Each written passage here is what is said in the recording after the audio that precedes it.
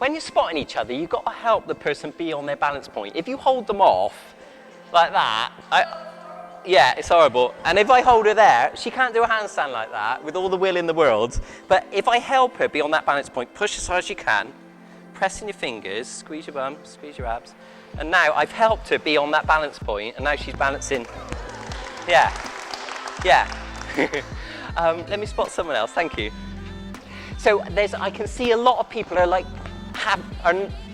you've got to help people get on, and you'll feel the weightlessness when someone's on their balance point. You'll feel them, yeah.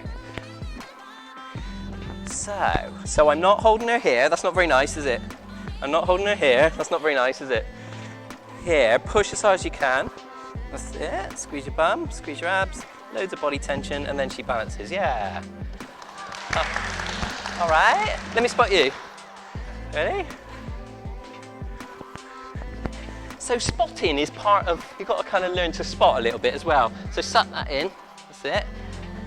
Now we're cooking. So, yeah, that's good. So it's more about alignment and body position than like brute force and stuff. Does that make sense?